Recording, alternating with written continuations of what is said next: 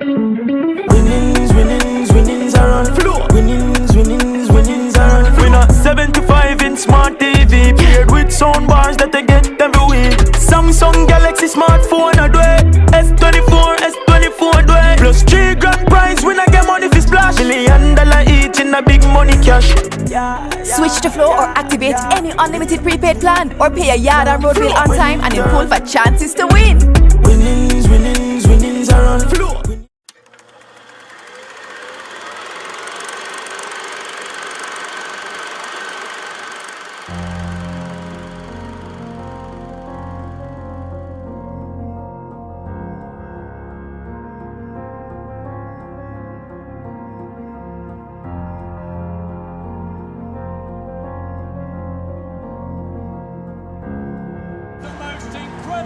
Of sprinting the world has ever seen. I've dominated over the years that I've been in track and field. I'm very happy that people recognize the work that I put in to get here. Blake storming away, getting gained second place, 9.69. My name is Johan Blake, second fastest man, not just on planet Earth, but in the universe. The fastest time in the world this year. We make a big statement. We made a big statement in the world of sprinting.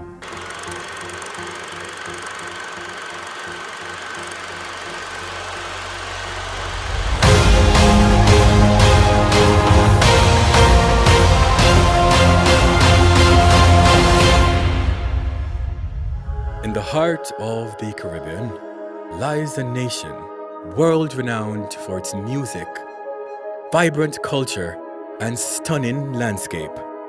It's the home of some of the fastest people in the history of the world.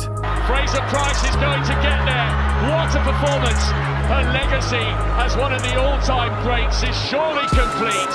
I love track and I love, the opportunity that it gives me and the platform. It's the second fastest time in history. Thompson Hera continues her form. Today, we journey into the heart of Jamaica, 3 million strong. People here relish life in the fast lane, a place that's undisputedly the sprint capital of the world. Challenged by Tyson Gale, Usain Bolt, 2 clear meters. 9.58! Smashing the world record, unbelievable! She's bidding for a 5th world title, and she's going to do it. Shelly-Ann Fraser-Price, but it's Sharika Jackson at the moment. This is so fast. It's the second fastest time ever run. Children in Jamaica are encouraged to start sprinting from an early age. Megan Tapper was one such child. Tapper's passion for running, nurtured from childhood, matured into an Olympic bronze medal in the 100-meter hurdles. In Jamaica, we all start in basic school, kindergarten, basically running in PE. Like tens of thousands before him, Akeem Blake, a new and emerging talent, started sprinting in primary school. He is quietly making a name for himself in the professional world. He has a personal best in the 100 meters of 9.89 seconds. I used to run track and field in primary school, but I take it serious when I started running at it. Veronica Campbell-Brown, affectionately called VCB. She's an 8-time Olympic and World Championship medalist. She's now retired. Her sprinting journey began at age 11. I started at a very young age, seriously around 11. So I normally love to run in my community, but I become very serious about track and field when I was about 11 years old. Hans Parchment is the reigning Olympic champion in the 110-meter hurdles. He also started young. I was in 3rd form when I joined the track team, Marby High School. But professionally, about 2011. Here comes Anthony Parchment, and Parchment is storming through. The Olympic champion takes it. I was just a young boy who was very interested in running, who enjoyed running. I grew up in St. Thomas, and we were always racing around to do everything. It was always fastest person to reach wherever. So it's always been running every day. From the day a child takes their first steps in Jamaica, they are ready to sprint. That's the view of one of the Caribbean's finest sports broadcasters, George Sylvester Davis. George is the Deputy Executive Editor at Nationwide News. We are very athletic people. Children are running from the time they can walk. Yeah? The earlier, the better, says head coach of the track and field team at the Mona campus of the University of the West Indies, O'Keel Stewart. For the kids, I would tell them to get involved in sports from the tender age. It doesn't have to be a specific sport. You pretty much want to develop the muscles right around, and as such, cross training is very good. Swimming, basketball, tennis, cricket, and what it does, it sets the foundation for core development in terms of your strength. And that is one of the foundation on which we stand as sprinters, as athletes. Jamaican children are usually in a setting where there are other children there. So it's competition, it's racing, jumping, throwing to see who can do the longest throw, the longest jump, who can run faster than the other, who's the fastest of the lot. So the natural attraction to competition and sprinting, it's a natural thing, and it manifests very early in the life of the average Jamaican child. From the primary to the secondary school level, Jamaica has championships to hone and harness the talent of these children. They start at primary school champs, but there's always some champs of the other. They start at sports day at school. That's where many people would tell you that the bug bit them first. I was just, inspired to join the team after sports day at Martin Bay School when I was in second form. When I saw the excitement from the sports day and how many people came out to watch, and decided that, I'm fast, I want to join the track team. What we do have is the best system of athletics. Right? And when you have the kind of system that we have, you end up with all the talent that it is possible to have. Coach Stephen Francis Frano is among the most decorated and respected coaches in the history of track and field. Frano has an almost unique ability to spot unique and then shape that raw and sometimes ordinary skills into world-beating champions. The fact that we have our basic school champs and so on, it is important because it allows you at each growth stage to see who has the talent. Francis has developed the likes of Asafa Powell, Shellyan Fraser-Price, Elaine Thompson-Hira, Bridget Foster Hilton, Michael Frater, Nesta Carter, Melanie Walker, Sharika Jackson, and the new rising star of men's sprinting, Kishane Thompson. Thompson looks imperious and commanding as well. Kishane Thompson steps to the floor. 9:77 the official time. Francis is the founder and head coach of Maximizing Velocity and Power MVP Track Club. Francis believes part of the secret to Jamaica's success is the annual Boys and Girls Athletics Championships. Boys and Girls Champs and its offshoots. Primary champs, prep champs, basic school champs, etc., etc. So that to me is the core of our system in Jamaica. It is the reason why we have such good athletes. One of Trinidad and Tobago's greatest ever sprinters, Atta Bolden, says champs is evidence of why Jamaicans are so good at sprinting. If that boy or that girl or that young man or that young woman has emerged as the Jamaican champion, you don't have to worry if they're good because you know how good the rest of the people that they had to beat to get there was. So Champs was kind of instrumental in me understanding fully why the Jamaican brand, particularly in the sprints, was so strong. Champs gives us an advantage because it is a proving ground. It is almost like it's a rite of passage unlike any other. If you go to Champs, the talent that is at Champs, there's no real need to really go into the school because the people will watch and see and know that they want to be athletes and they want to be great, so they definitely will step up and do great things. According to respected sports medicine specialist Dr. Paul Wright, Jamaicans have an advantage over nationals of other countries because of the level of competition sprinters are exposed to at an early age. We just seem to produce from prep school days. We now have primary school championships. We have preschool championships, okay? There is a regime that gets them and keeps selecting out the best ones, okay? And the best one goes to the best schools and so on. And we end up as champions. I study great athletes. I do my best to look into their background and their history and things. And I realized that something that's super common is how young they start and the support that they have from that young age, nurturing that talent. And it goes without saying that Jamaicans start running from them idea, them knee. We're running basic school champs, we're running prep champs, primary school champs, running high school. We just keep running. And as a result, once you have that support system and you nurture that talent from that young, it's inevitable that you get something out of that. And so that's what I think is one of the biggest things that facilitate Jamaica's name as a sprint capital. So what champs at the various levels, class 3, class 2, class 1 does, it allows you to bring into recognition those people who are fast growers, fast developers, or late developers throughout the age group system. And I think it is very, very important because when you contrast that with the US high school system where everybody just runs as one once you're in high school.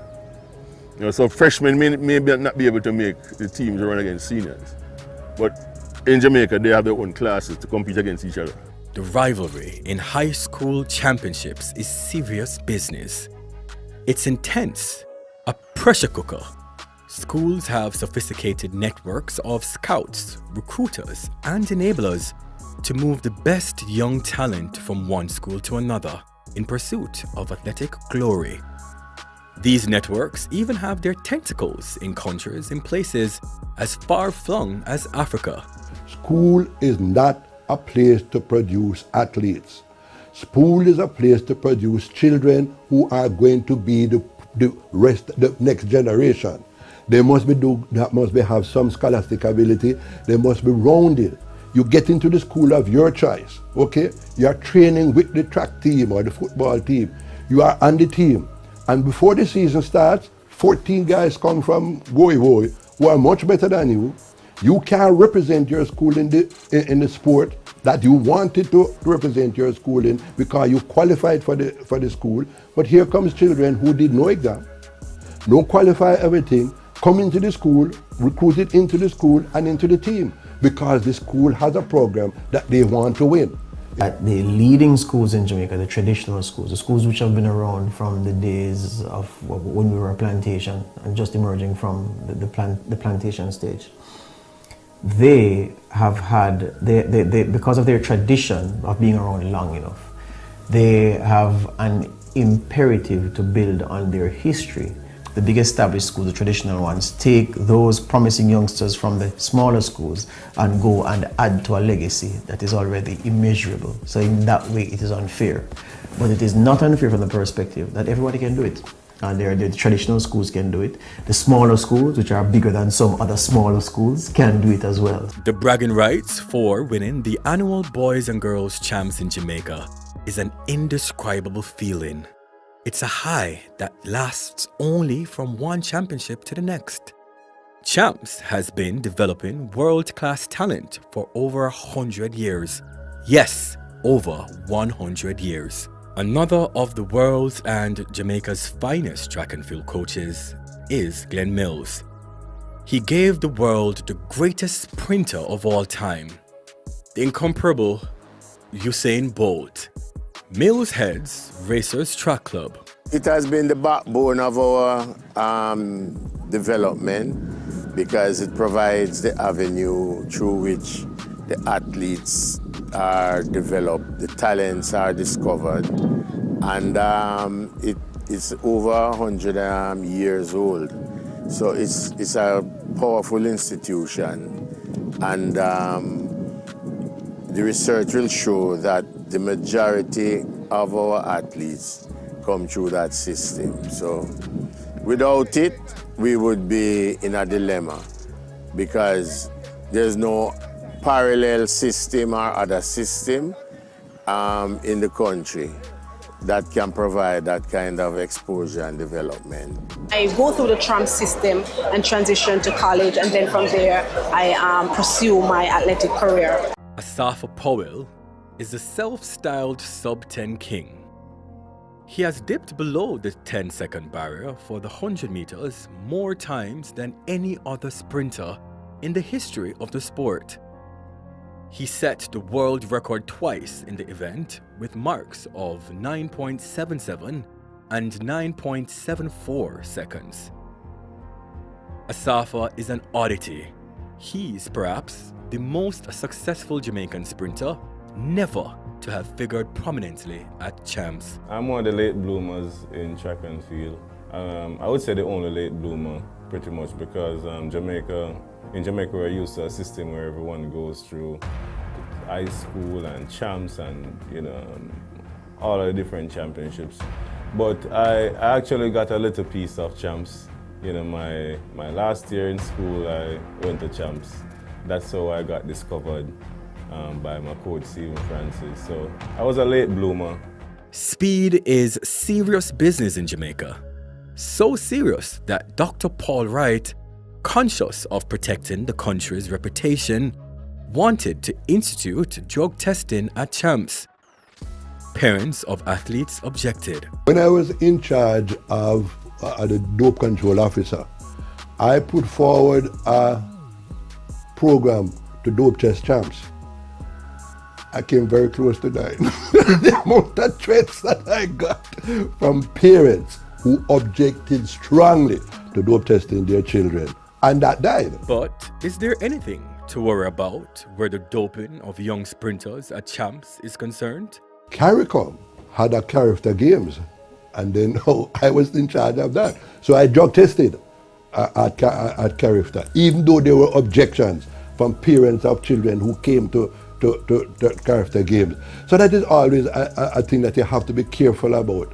But you have to be aware that these children are going to be manipulated by people who want them to win. There's a famous athlete at a high school in Jamaica who was winning everything. Good. When we drug tested him, he was drug tested positive for a drug that cost $6,000 per injection. Now, no schoolboy can have a drug that costs that. But he was getting that drug and winning. And he went away to the States and it just disappeared. I've never in my experience encountered that. If Dr. Paul Wright says so, he's the one who does the tests and he looks at the results, he would know. He has the informed perspective. I've never heard of that in my time. Transitioning from a school's championship to the senior professional ranks is a big feat. Many fail to make the transition. Getting the mix of dynamics needed is often elusive. The right training with the right coach, plus the rigors of discipline and dedication needed are awesome. These are very difficult because, perhaps amazingly, there is no coordinated national senior development program. The national body, which is the J3, does not have a development program. And so it's the hard work and dedication of individual coaches and their support staff that continue to carry the brunt of the development of track and field in Jamaica. Training is a large part of these athletes' lives. Success requires the pushing of their bodies to breaking point in pursuit of speed. Training hard every day. We don't have no rest day. Even when coach say easy program, it's hard same way.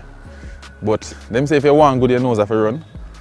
And we want to be world beaters, so we have to put in the work. Early in the season, it's mostly longer runs, maybe I would say 600, some 500 and stuff like that throughout the days. And then closer it gets to work, then it cuts down to 300 and 250s and sprints. Coach calls us for, I guess you can call it our morning round table, where he tells everybody what they have and what to expect and stuff, and then we head for our spikes. And if it's a hurdle morning, which I absolutely love, I probably do some starts without the hurdles and then go into the hurdles.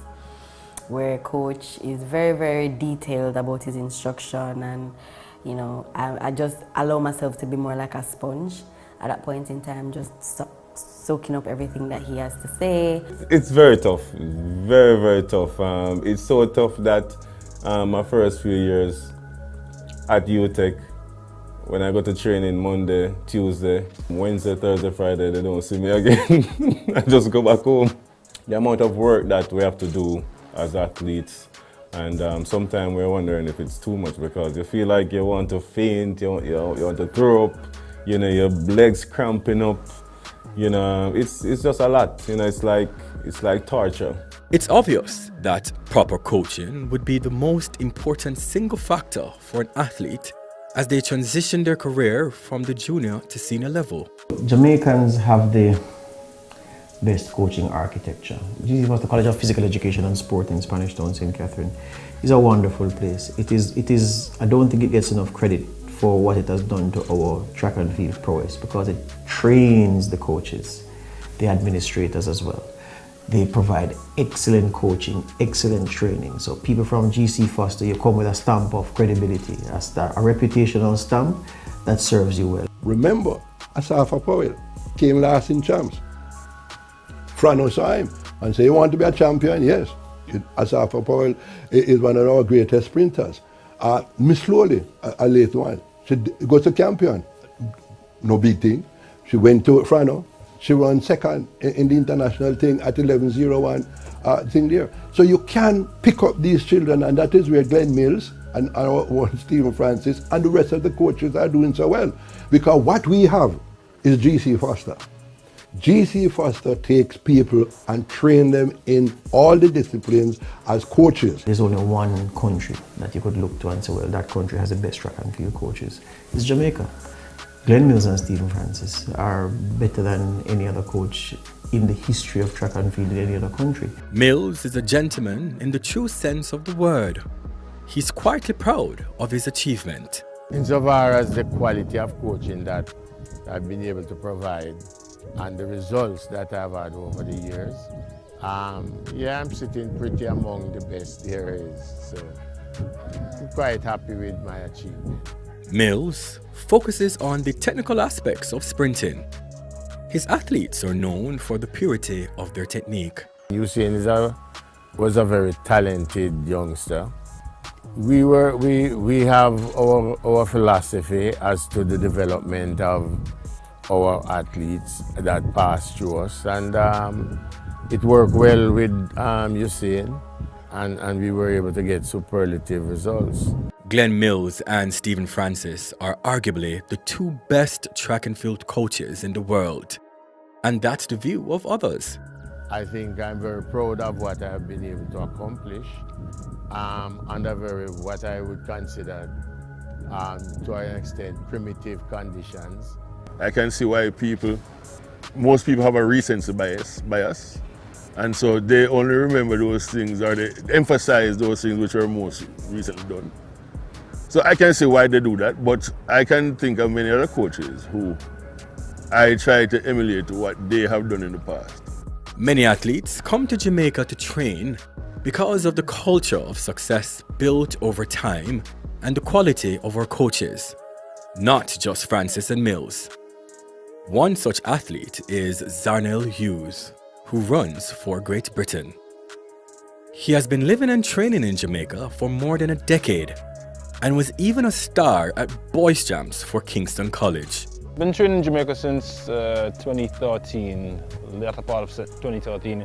I moved here when I was 16 years old, left my family and stuff. It's been great training with Coach Glenn Mills, someone I've always looked up to, you know, especially looking at his YouTube videos and, you know, just his whole demeanor about training and his tenacity towards work and stuff. So I've been following him for quite some time, and to be in his presence is just a blessing for me. I always give him credit to him because he's helped me tremendously to help me to be where I'm at right now. Jamaica is in the bloodline of some of the most successful non-Jamaican sprinters in the history of track and field. Canada's former Olympic 100 meters champion Donovan Bailey was born in Manchester, central Jamaica in 1967. Britain's former 100-meter champion, Linford Christie, was born in St Andrew, Eastern Jamaica, in 1960. Four-time Olympic gold medalist Sonia Richard-Ross was a superstar for the United States. She was born in Kingston, Jamaica in 1985. You look at these guys, the Americans, the British, the Canadians. Look at how strong the Jamaican DNA is in the performances of their sprinters at major championships. And when you look at the Jamaicans by themselves now, what we've done over time, no country on earth has had the success that we've had. The big champions, big great sprint champions have Jamaican blood in them or Jamaican ancestry. Otto Bolden's speed and class earned him 4 Olympic medals in the colors of Trinidad and Tobago. However, his mother is from Trelawney, Jamaica, the birthplace of Usain Bolt. You can trace my mother's people right back to Trelawney, where you can trace at least 5 or 6 household names in Jamaica, including BCP, I believe, and Bolt. So yeah, it's a very interesting thing. And of course, my studies tell me that that sprint gene usually comes from your mother's side. So we won't tell my dad, who was an athlete in his day. Bloodline and genetics apart, the experts believe the weather plays a huge part in the sprinting prowess of Jamaicans. One such expert is Stephen Francis. Right now, most of the top sprinters worldwide, a lot of them train in Florida, from Europe, from all the different states, because they have a number of good training groups there. They have great weather, and I think a lot of people have now come to realize that the weather is crucial in developing sprinters. The atmosphere in which we also live, the climate, has a huge part to play. And I also believe that because you can pretty much train your body to close to your maximum potential right around the year based on the warm weather that we do have. Usain believes natural and not processed food contributed to his speed. I'm from Trelawney, so it definitely was a lot of yam and bananas and stuff. It was a lot of ground food growing up, so I do think it helped. A lot of cow's milk when I was younger also. So I do think getting the nutrition directly from the ground and directly from the animal and stuff naturally was very helpful. We eat some of the same kind of food. Actually, my mother come from Trelawney, you know. Yeah, just down the road from Usain. Same up in the same bush them come from. Yeah. So I eat similar foods, you know, yam and banana, all the good things. The food that we eat, it has been seen that the yam is very, very good for sprinting. But poverty is the real driver for almost all these Jamaican athletes. They accept the reality that track and field is a vehicle that's available to lift them and their families out of poverty. If you look at all the fast people, they come from the country, run on goat, we eat yam, we're strong. Poverty. We come from a place where we want it. We have to take our mothers out of that. We're hungry. And I feel that because that's what's driving me. You're on the track and you're competing against an athlete of that stature and other athletes in that country of Jamaica, you realize one thing. They come from humble beginnings and they will never forget that. And so when they are ascend and they climb up and they become even more successful, they still use that anchor to keep them grounded, which is those humble beginnings. And I realized that. And stardom doesn't change them as a person. It just elevates them in the game of life. But when that person steps on the track, they're always going to be that humble athlete who's hungry to be better and better each time. Listen to me. I was the only person in Jamaica into the racers camp Mr. Mills sent home because I'm too fit to their training. Go and rest. I am too fit to train. You understand? Because that's how much I want it. That's how much I need it. You understand? Because I have a family, 1 bedroom. I did have to get my mother out of that. I did have to show her a toilet can flush without using any newspaper. It's a way out for a lot of people.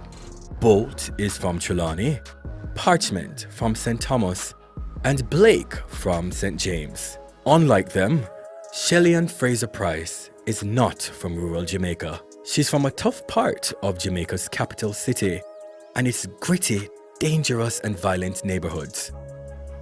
Poverty and violent crime produce a deadly cocktail of socio-economic and political realities. Shelly-Ann can write a book about how to use track and field as a route out of poverty. I'm from Waterhouse in Kingston, and of course my mother had a difficult time sending me to school. I had track and field and I had school, and I've always had the opportunity of making sure that I use track and school both to escape the situation that my mother was in. When you're an athlete from the slums, each race you run is one step from despair and penury. It was hard for me growing up to see where I was going. When you deal with an athlete that's started with nothing, maybe not even shoes, and now they have their name on the side of their shoe, and they know that they can inspire the next athlete that comes behind them, that's powerful. I think that was always a game changer for me to realize that Jamaica and Jamaican athletes are going to be relentless. Jamaican sprinters have had an intense and legendary rivalry with their counterparts from the USA. It's not only a real rivalry, it is the biggest rivalry and the best rivalry in the modern era of sprinting. But it's always been times where the tide has changed. America was a sprint capital at one point in time for a long time. And then the tide has changed to Jamaica. And now it's for those young Jamaican athletes to protect that, and for the American athletes to try to take that back. So it's always going to be a fight amongst those two countries to figure out who's the most dominant, who's going to step to the plate and take that, that mantle or that title and be able to house it in their home or have that throne. America is as over the years from tradition have some of the best sprinters the world has ever seen. And Jamaica, in turn, small as we are, have been able to put up similar quality and in some cases, like you're saying, even greater. And so we're always striving to maintain or to supersede what we have done already. And of course, America sees themselves as the world leaders. So there's nothing wrong. I mean, it's competition. There is a rivalry. I think it's more of a rivalry in the Jamaicans' mind than anything else. I don't think the Americans take it as seriously as the Jamaicans do, because they know that in most cases the Americans are going to dominate the Jamaicans. If not today, then tomorrow. And so, but they are the two dominant countries in explosive sprinting events. So of course I think that it's something which maybe enhances the following of the sport. A nation of 300 plus million people, right, has as its biggest sprint rival a country that have barely 3 million people. Both nations have a rich history of producing world-class sprinters, and their athletes have consistently dominated international competitions. Let's be honest, Usain Bolt was peerless as a sprinter. But it would not be unkind to say two Americans, Tyson Gay and most memorably, Justin Gatlin, pushed the legend to higher heights. Been very inspiring running against Usain Bolt. Even though he's a competitor, he's an athlete that goes out there and he transcends sport. He's a showman. He's an entertainer. So when you think about athletes, you think about, okay, they're gonna go out there, they're gonna run from point A to point B. But when you see how he does it like no other. Bolt relished his battles with Gatlin, but you always felt that at his best, he had more speed than the American could muster. I wanted to be prepared for this fight. I wanted to be able to go out there and say, I fought tooth and nail against some of the Jamaicans' best. That's honorable to me, you know? If I laid down and I allowed Usain to win every race or allowed Asafa to win every race, where's the respect in that? You know, iron sharpens iron. And I want to make sure that I'm doing my job and my obligation. And if you're going to run, you're going to have to break a world record, you're going to have to have a PR, you're going to have to do something extraordinary to beat me. And I think that I've shown that throughout my career, that if you're going to line up against me, regardless of the Team USA or Team Jamaica, you got to go out there and you got to give it your all. As you saying, Coach, we never really target anybody specifically. Our objective was to be the best we can be and to provide the kind of performance that would make us victorious, and that is to beat Gatlin and everybody. But the rivalry between Jamaica and the United States started decades ago. We just wanted to beat the Americans. That was that was it for us, beat the Americans. That the US knows that in a final, when you look across the line on the lane, on the start line, and you see the black, green and gold, that's the one you have to fear. They don't fear nobody, no other uniform causes the Americans to say, well, I'm going to do this and lock in like Jamaica. And the similar effect, the Americans. We don't want the Americans to beat us. The Americans don't want to be beaten by us. Three-time Olympic medalist Juliet Cuthbert-Flynn recounts the early days. We're not known as a sprint capital. We're known, however, for great athletes. We had Arthur Wint and all of those, Donald Quarry, and all of those athletes way before. And of course in the 70s. And then I came on in the 80s, Merlin Otti, we came on in the 80s.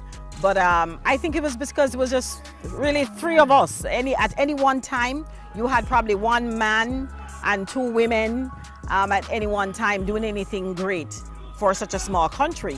Cuthbert-Flynn won 2 silver medals at the 1992 Games in Barcelona, a bronze medal at the 1996 Atlanta Olympic Games, and gold, silver and bronze medals at the World Championships in athletics. That was the most awesome feeling, knowing I did it drug-free.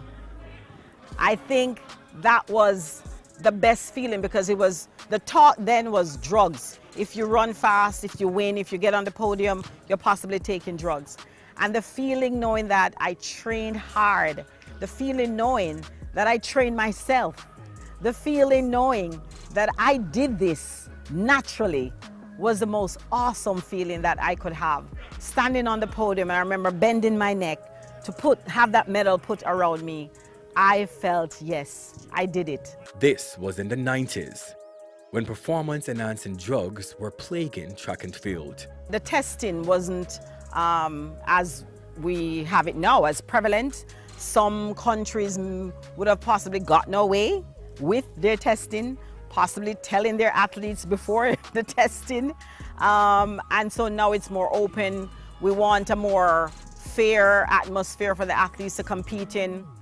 And so I think the push from the athletes, the voices out there, made it to where we are now, brought it to where we are now, where you have to be tested no matter who you are, no matter what country you're from. Somebody wrote to the authorities, WADA, and told them that athletes were using a certain substance and they were getting an edge from that substance, okay? So that substance was tested and it was positive. By this time, however, the athletes were competing, okay? But all those samples that were taken were taken. They didn't have the substance in the computer at the time, so these athletes tested negative, okay? Olympics finished now, and they are now able to go back over these samples that they kept. 30% of the winners were on drugs. The use of performance-enhancing drugs in sports has been a contentious issue, with many athletes resorting to doping to gain a competitive edge. Were it not again for the systematic drug use of several Americans, and unfortunately, several Americans who had nothing to do with drug use, you unconsciously have a suspicion about them because of what their colleagues, some of their colleagues did to achieve what they did. And it's very unfortunate because I know that there are many women now who will watch me and say, there he goes now overshadowing what I did because of through hard work, sweat and tears. And I don't want to do that, but it's a fact. The drug cover-up and the drug use that attended to American sporting excellence is legion. You know in the back of your mind that yes, persons were probably taking drugs, but if you consumed yourself thinking of who is doing what, then you would just possibly not run. So it wasn't at the forefront of my mind or thinking about that. I just wanted to beat a Gwen Torrance. I wanted to beat a Gail Devers. That was my thing. Some analysts believe that the great Merlin Otti was cheated of gold several times because of rivals who turbocharged by performance-enhancing drugs. In our era, and that era, there were a widespread use of enhancement drugs, and quite a number of those who have beaten her and so on have been found guilty and been disqualified over the years. And I admire Merlene and what she was able to accomplish, because in my estimation, she never got just rewards for the efforts that she made and the level of competition that she brought to the table. And she has been a victim of the practice in her era. Jamaica's medal haul at major championships would have been significantly greater, and the colors would also be greater, if not for the rampant drug use of the 80s and 90s in the East Germany and the advanced economies who could afford to have these drugs procured and administered, and to have the systems to hide them, and to have the inducements to pay officials to look the other way or to corrupt processes to hide the drug use. So people talk about who's the greatest of all time, and I'm sure you're going to come to that. Merlene Joyce Ottey. If she were running against athletes who were clean, then we would not have any argument about who Jamaica's sprint queen is, because they don't know one person. Of course it is true. We all know, of course it is true. We all know, and it went back, what the USADA did. During the times when there was a certain president on USADA, people would test positive, and they would hide the positives and allow these people to compete in international sports. Merlene Ottey is a highly acclaimed sprinter with a remarkable career spanning over 2 decades. Ottey won numerous awards and accolades, including 9 Olympic medals, 14 World Championship medals. Ottey dominated the track in the 1980s and 1990s and is still regarded by many as Jamaica's sprint queen. Merlene was a very introverted, or still is a very introverted person, very kind, very nice person, but you had to get to know her. She was a standoffish, didn't let a lot of people in her space, but I was lucky enough to have been given that opportunity to let in her space, and we had a great relationship. We must not forget Donald Quarry and the early greats Arthur Wint, Herb McKinley, and George Roden.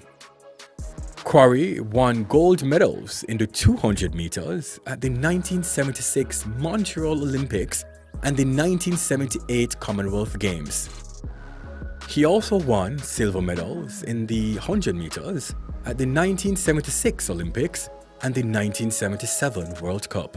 For years, Quarry has been the standard bearer among the males at the international level in sprinting, and he carried our flag with distinction. He has won at the Commonwealth level and at the Olympic level, and we were always very optimistic when Quarry is on the track that he would mine a medal or some color medal for us. And he was a very good sprinter who was very a fine technician, and he did us well, and a lot of youngsters in that era was inspired by him. For the Games in Paris, Jamaica is poised to make a significant impact with the emergence of new stars. Fraser Price will be competing in her 5th and final Games, aiming to add to her impressive collection of 8 Olympic medals, 3 of which are gold. Among the new and rising stars are Kishane Thompson, the 9th fastest 100-meter sprinter in history, Tia Clayton, Akeem Blake, and Oblique Seville. Jamaica's team is ready to make a mark at the Paris Olympic Games. I think the team will do extremely well. Track and field is an exacting sport. It requires mental and physical strength to endure. Tracks don't easy, but he's always sending me messages to continue to push through, not to give up, to be determined. You know, you have to have the mental toughness. You know, when coach tell you one more and you feel like you can't do one more, you know, you have to say it's all in your head. It's all in your head that you can't do anymore.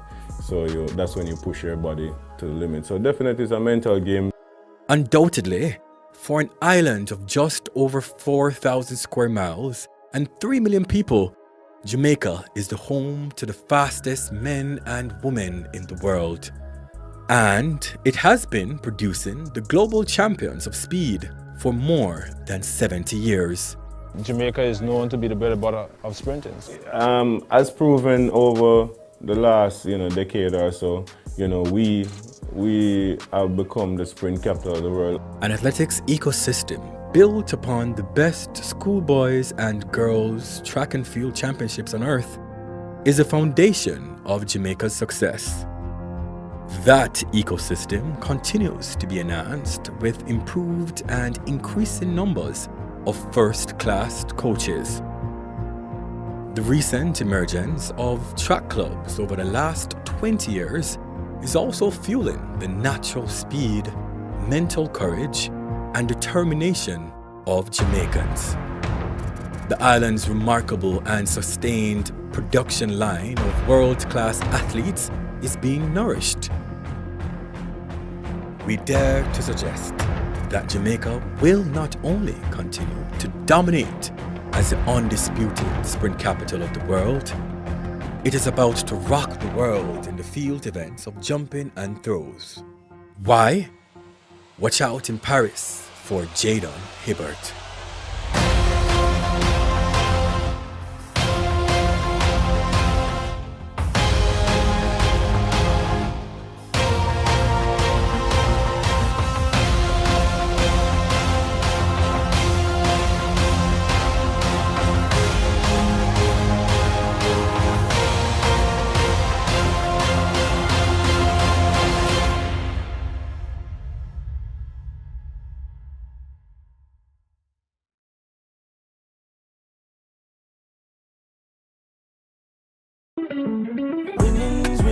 Winnings are on floor. Winnings are on. We not 75 inch smart TV paired with sound bars that they get every week. Samsung Galaxy smartphone a dway. S24 dway. Plus 3 grand prize win a game on if it's splash. $1 million each in a big money cash. Switch to Flow or activate any unlimited prepaid plan or pay a yard and road bill on time and improve for chances to win. Winnings are on floor. Evergo continues to be the leading provider of electric vehicle charging solutions, fulfilling your home and public charging needs. With the largest network of public charging stations and the fastest, most sophisticated home charging platform, you can drive confidently and go with Evergo. For further information, please follow us at Evergo_JM on all our social media platforms or visit our website at evergo.com. Evergo, connected forward. Government and private sector employees, micro-business operators. Getting a loan is quick and easy with ISP Finance Services. It's simple and prompt. Payday advance, back-to-school expense, medical and other emergencies, motor vehicle insurance, debt consolidation, home improvement, weddings, vacation and other special occasions. Our payment plan is flexible. Call ISP Finance Services for your loan at 906-0012. We make getting a loan easier. Every teacher a champion. Behind every great mind is a teacher. It takes work, but you show up when we need ya. So we got to support your goals, build your dreams, and help you grow. We celebrate you, and we got to let you know, more than a member, you are family. At the JTA Credit Union, you can count on us to serve you. You make the difference for everyone. Every teacher a champion. JTA Cooperative Credit Union, serving our members, impacting lives positively. This back-to-school season, shop, save, and win uniforms and school supplies with Maxi Kingston. 3 lucky shoppers will win a back-to-school bundle when they shop this summer. Visit us at our Springs Plaza or Red Hills Road locations from July 22nd to August 27th and save up to 25% off school essentials. Visit maxikingston.com for terms and conditions. Authorized under Section 58 of the Betting, Gaming and Lotteries Act. Can't wait to see you.